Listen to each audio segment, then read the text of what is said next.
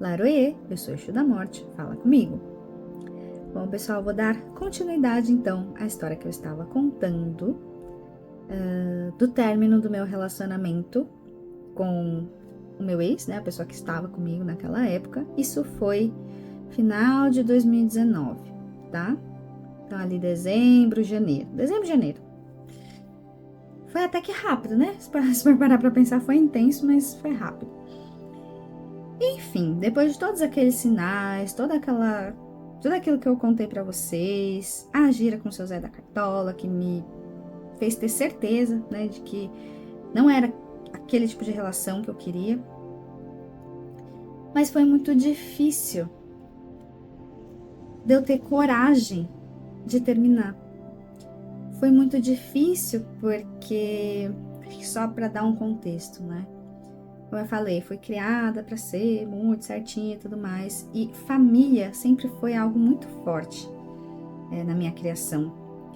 E existe uma coisa geracional na minha família, nas mulheres da minha família, onde a minha mãe só namorou meu pai, casou com ele e está com ele até hoje, mesmo que seja uma relação extremamente disfuncional.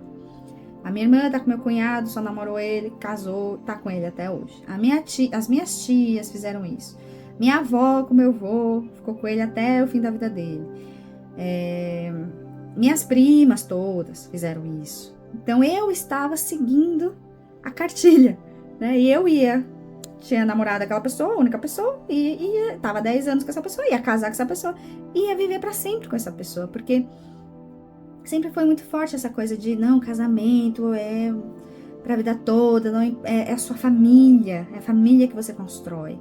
Essa pessoa é sua família, não importa o resto, né? Família em primeiro lugar. E não importa o quão disfuncional, a mensagem que inconsciente, né, toda essa minha família, tipo, dessas pessoas da minha família não importa o quão ruim esteja essa relação, você vai continuar com essa pessoa, né? Tem que continuar com essa pessoa. Por quê?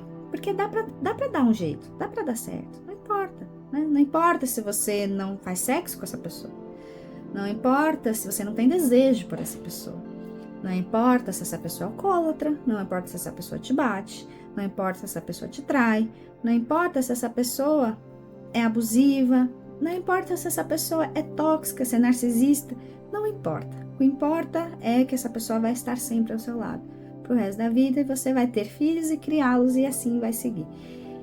Então,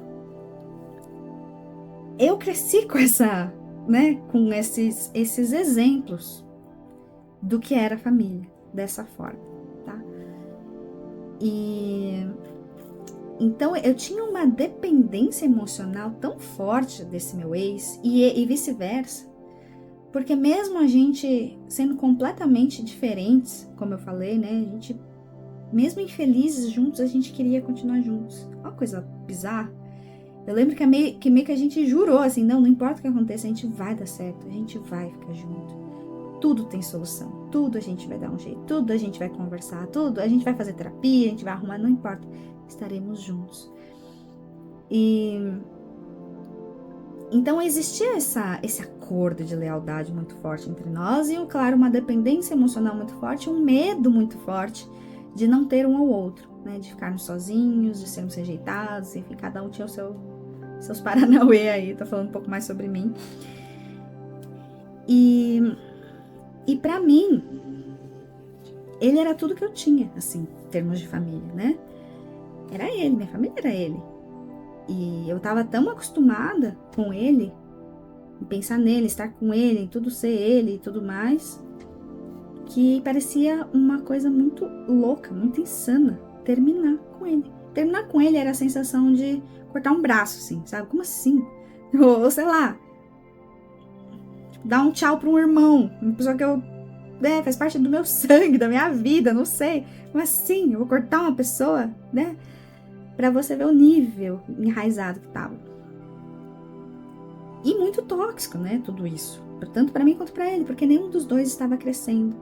Nenhum dos dois estava bem. Os dois estavam estagnados, né?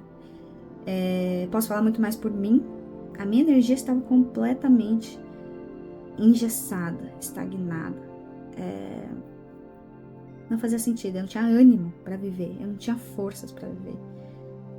As nossas energias eram acho que se neutralizava, não sei, a gente não dava, não fazia sentido, né?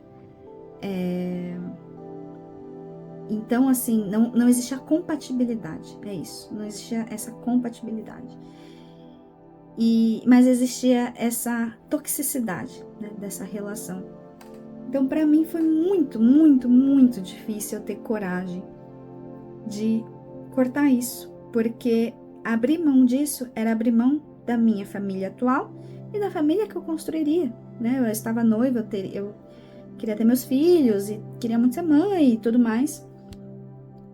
Então, foi muito difícil por eu saber entender que desconstruir tudo aquilo que eu tinha construído e dar a Deus aqueles sonhos que eu tinha junto com Ele, matar todos aqueles sonhos, tudo aquilo que a gente planejou, tudo aquilo que a gente queria juntos, não significava que eu não poderia sonhar com as mesmas coisas, mas com outra pessoa, né?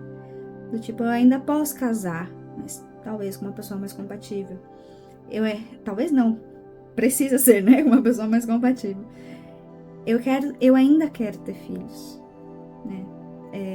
Eu não queria ter filhos só por causa dele. Então, se eu ainda posso ser mãe, mas eu posso ser mãe com um outro pai, né? Uma outra pessoa que vai ser o pai desses filhos.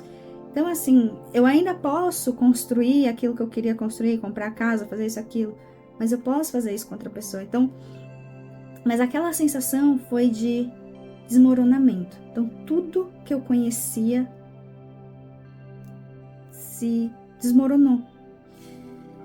E então esse salto que eu precisava dar, que era um salto de fé, né? Sabe você se jogar e você não saber onde você vai cair, como é que vai ser sua vida, o que vai acontecer? Dava muito frio na barriga. E eu tive que ter essa coragem de dar esse salto de fé e abrir mão de tudo aquilo. E foi muito difícil porque eu lembro que eu não tive nenhum apoio da minha família, principalmente da minha mãe. Minha mãe falava muito assim: você nunca vai achar um homem como ele. Graças a Deus. Você nunca vai achar um homem como ele. Se eu quisesse um homem como ele, eu tinha ficado com ele, né? Mas enfim. Você nunca vai achar um homem como ele. Você nunca vai ter alguém melhor que ele. Você tem certeza que você vai ficar sozinha? Você não vai conseguir ficar sozinha. Como assim você vai viver sozinha? Então, foi muito duro me manter firme e forte, falando, claro que sim, né?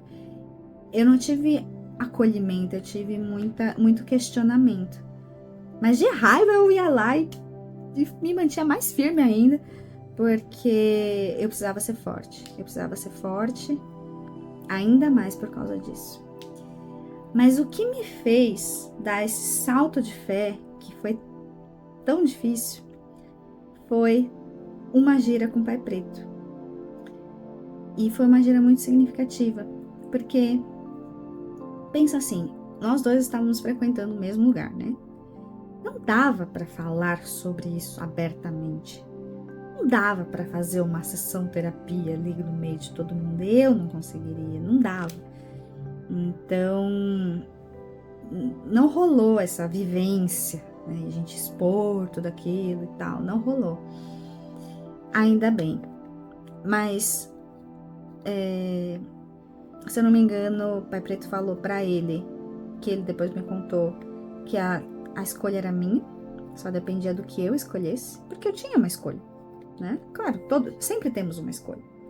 Eu poderia escolher continuar com ele mesmo assim e tentar ajustar e ver no que daria, ou eu poderia escolher o salto de fé, finalizar isso e ver o que seria, né? Ver o que daria.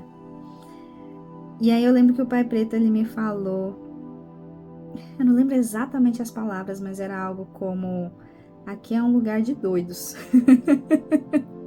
Aqui só tem doido. E os doidos são corajosos, né? Muita gente vai te questionar, muita gente não vai entender. Muita gente vai virar as costas para você, muita gente não vai te apoiar.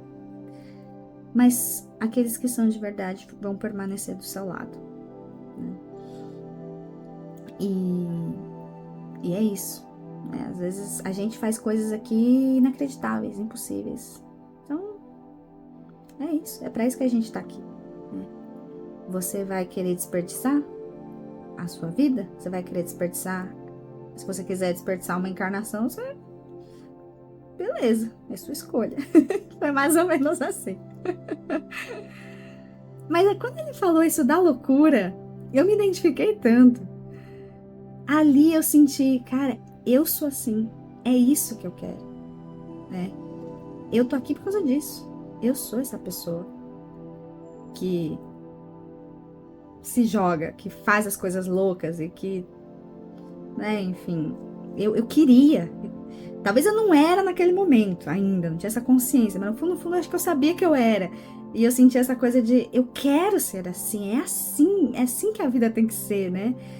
Que se dane o resto, vamos embora, vamos fazer o que é certo, vamos se jogar e depois a gente vê. Eu quero mais. Eu tava com esse apetite, porque eu estava nesse início de despertar espiritual, então eu tava com esse apetite de, gente, eu mereço mais, eu quero expandir, eu quero crescer, eu quero, né, descobrir sobre mim. Eu lembro que naquela época também eu comecei a procurar muita coisa sobre autoconhecimento, enfim. E eu queria mais da espiritualidade, eu queria mais sentir tudo aquilo. E aí, então pra mim foi muito bom ouvir essas palavras do Pai Preto, porque aí eu me senti em paz, eu senti que tava tudo bem eu tomar uma decisão incompreensível para a maioria das pessoas. Acho que essa foi uma das primeiras decisões tão incompreensíveis, assim, que eu já tomei. E realmente, depois, né, que eu terminei e tudo mais, os meses que se passaram foram me fazendo muito forte, porque ninguém compreendia e ninguém acolhia e ninguém aceitava, né? A grande maioria das pessoas, para dizer a verdade.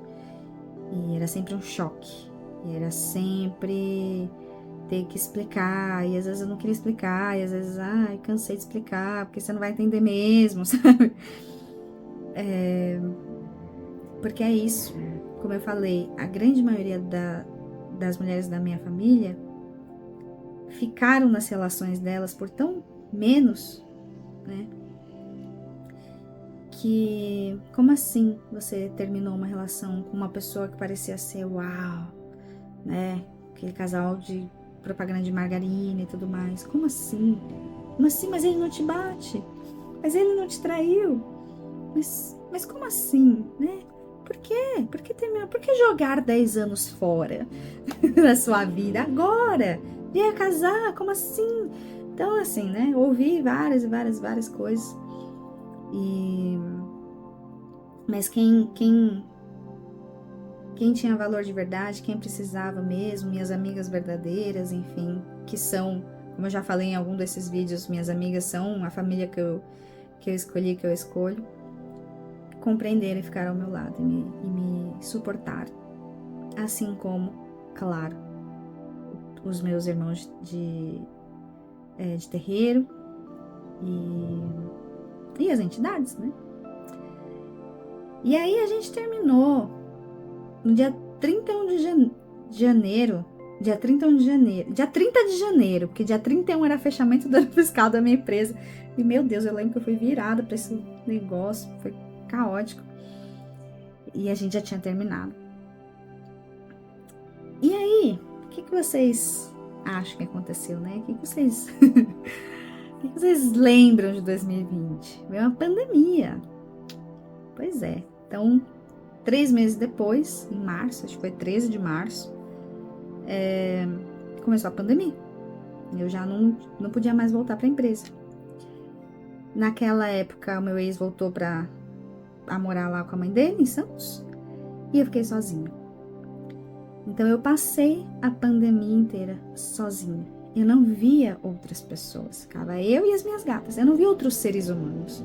Os únicos seres vivos que eu via era o pessoal do terreiro, porque a gente continuou, as nossas giras. A gente nunca parou no nosso trabalho espiritual. E então o afeto, o contato, tudo isso só acontecia uma vez na semana, aos domingos, que foram as giras. E esse foi um período extremamente importante para mim, para todos que estavam ali. Pessoas novas chegaram, né? Então, Simone chegou, a Carol, que não faz mais parte do terreiro, chegou, e muitos deixaram o terreiro também nessa época, né? Quando foi pedido que eles continuassem, e ali acho que foi também não vou dizer um teste, né? Mas eu acho que foi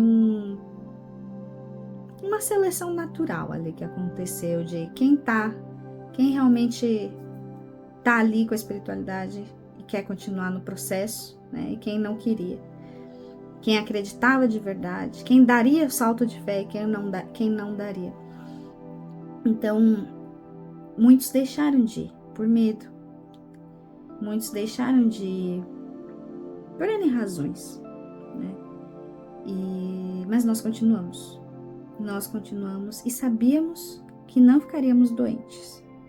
Continuamos e sabíamos que era o certo. Porque enquanto cada terreiro, igreja, culto estava apagando suas luzes e se readequando, enfim, tentando migrar para o online, né, para manter e tudo mais, nós éramos um dos raros pontos de luz que ainda continuava trabalhando, que ainda continuava ativo, que ainda mantinha sua fé, seu trabalho espiritual, cuidando da sua espiritualidade, né? Foi-nos dito que, tudo isso é um resumo do que nos foi dito, tá? Mas foi nos dito que muitos médiuns morreram pelo caminho, morreram no sentido figurado, né? Morreram pelo caminho, porque tudo aquilo que eles estavam desenvolvendo foi cortado. Os terreiros fecharam, as casas fecharam, tudo fechou. E as pessoas ficaram trancadas em casa na vibração do medo, né? Período muito triste, muito difícil, mas nós continuamos. Assiduamente continuamos. E para mim isso foi fundamental. Foi a minha chance de sobrevivência. Porque para mim foi o início. Foi o início.